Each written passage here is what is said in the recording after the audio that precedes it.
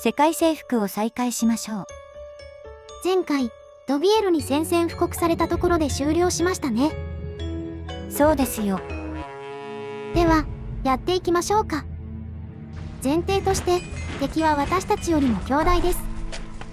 敵戦力を削る一方で、同時に私たちの戦力を増強しないと差は縮まりません。戦力増強にはお金が必要であり、お金はターン経過で生まれます。なので、徹底的に時間稼ぎをして敵を泥沼に引きずり込みましょう。そして早速ですが、ちょうどいいのが転がり込んできました。都市が我々に帰属。こんなタイミングでですか？彼らには防波堤になってもらいましょう。あの場所なら、見逃して進軍するのも厄介な、いい感じの障害となってくれますよ。ガンパレードマーチの熊本県かな？都市奪還のために時間を使ってもらえたら、それはそれで満足できますよね。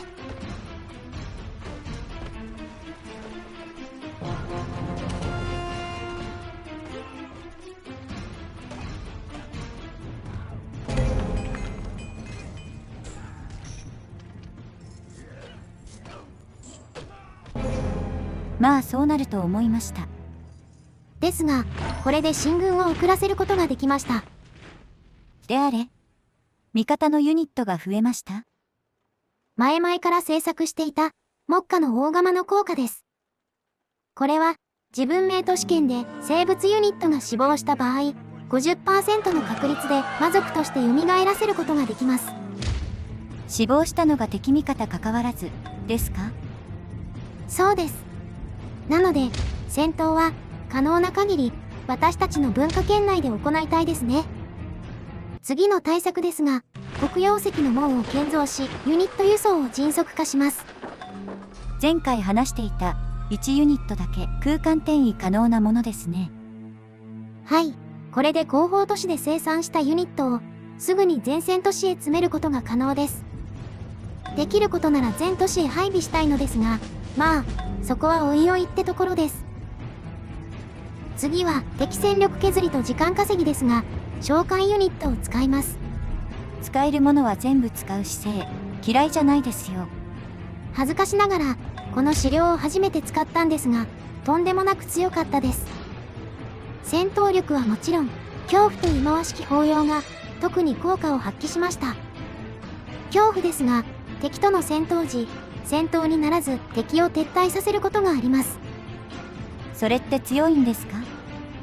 敵のスタックを崩壊させることができるんですよ。そのため、攻撃を受けた敵ユニットは、再びスタックを組み、また攻撃して崩壊させて、といったムーブが可能です。逆に、NPC にやられたら発狂しそう。っていうか、指導士さんの聖なる手手なんですか？あ、それは、核とか ICBM みたいなものです。通常、戦闘するときは、ユニットの殲滅が目標です。そのため、ただ散らしてしまう効果の恐怖を、大して重要視してませんでした。ですが、今回のようなシーンでは大活躍ですね。また、忌まわしき抱擁は、敵スタック全体に衰弱を付与します。衰弱は、戦闘力がマイナス 40% と強烈です。戦力ダウンが容易となります。そんな資料以外にも、異界生物を召喚し戦わせますが、これらの召喚生物は、基本的に1ターンしか生きることができません。どんどん敵にぶつけましょう。なんだ、意外と余裕じゃないですか。それがそうでもなく、これだけやってもついに敵が首都に張り付きました。ええ。蹴散らしたはずなのに戦力差大きくなってませんか？いくら壊滅させても、後からユニットを送られてきました。敵ユニットは畑から取れているんでしょうか？首都防衛として、なんとか32ユニット駐在させることができましたが、それでも攻撃してくるということは、敵はそれ以上の大部隊です。5倍速でお送りしますが、どれだけのデススタックで挑まれたかお見せします。勝敗を画面に書いておきますね。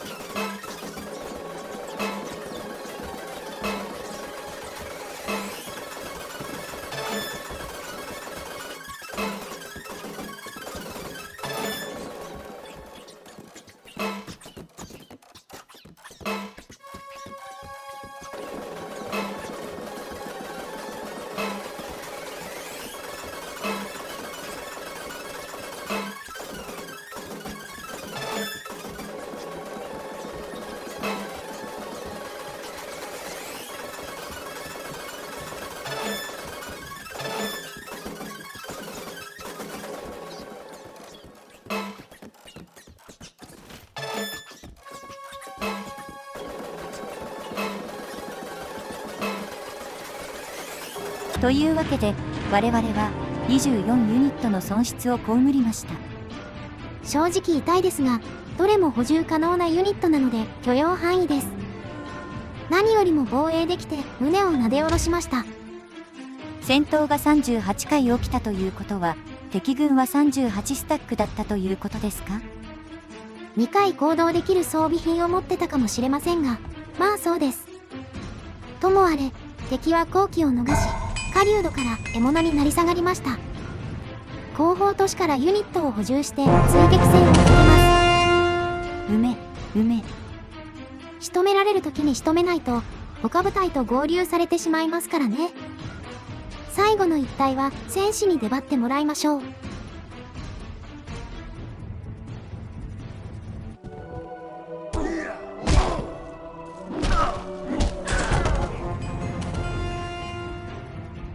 一旦川の向こう側まで追いやることができましたね。しかし敵軍はまだ至る所に存在しています。さすがにあれほどの部隊はないと思いますが、確かに予断を許さない状況です。引き続き召喚ユニットで敵戦力を削りましょう。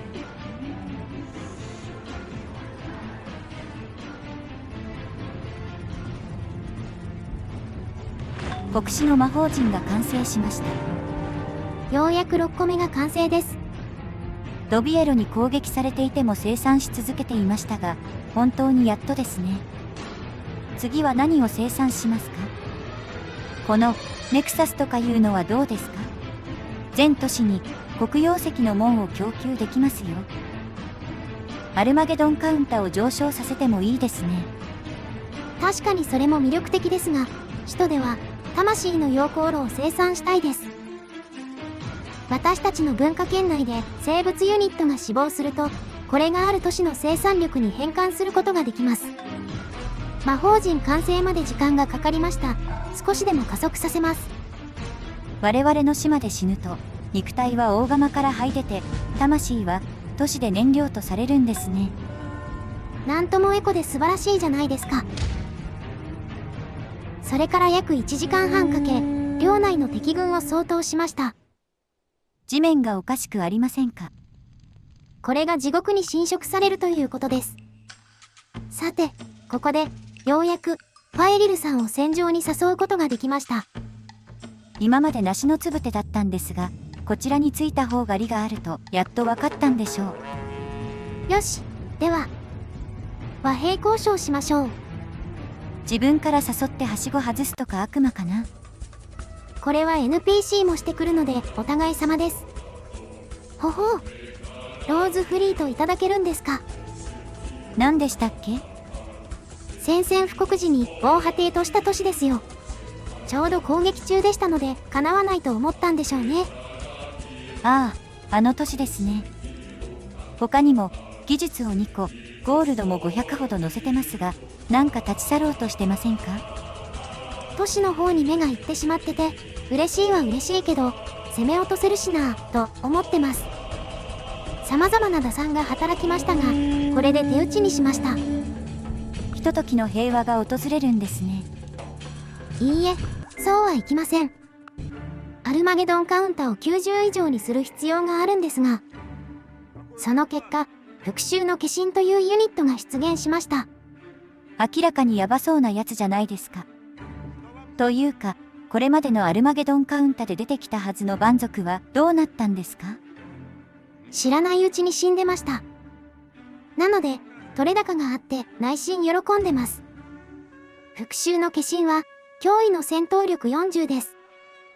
これと1対1で戦えそうなのは、一部の文明にある世界ユニットくらいであり、シェアイムの黒竜大網走、イリアンの冬の化身オーリック、あとは越後の毘沙門天上杉謙信くらいしかいません。このゲーム、武将がいたんだ。これらのユニットは、文明の最終兵器も同然であり、ゲームを終わらせる力を持っています。では、そのようなユニットがない我々は対処のしようがないんですか？いいえ、そんなことはありません。確かに、このユニットに攻撃されると壊滅は必至ですが、所詮、1ターンに1ユニットしか消耗しません。戦争は単体で行うものではありませんものね。そのため、意気揚々と出てきた化身ですが、上陸時に総攻撃をかけて討伐しました。これで我々の行く手を遮る者はいなくなりましたね。はい、多文明も、蛮族も、世界の後輩も、私たちの邪魔はできません。あとは、ただ、ひたすら勝利条件を進めていきましょう。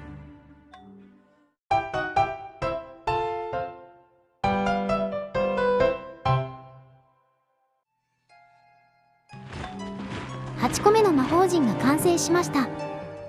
あとは、世界プロジェクトが生産完了すると勝利です。生産完了までは何するんですか？消化試合に入ったので、ターン送りを連発もしましたが、途中、100体以上のゾンビを生産したりして遊んでました。いやいやいや多すぎでは？こんなにいらないですよ。本当は画面埋まるくらい用意してみたかったですが、明らかに重くなり、ゲームクラッシュは避けたかったので、これくらいにしました。さて、そんなこんなで、勝利の瞬間がやってきましたよ。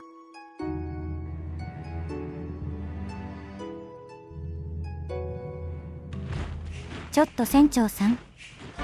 今回は、船長さんが印象に残るプレイでしたね。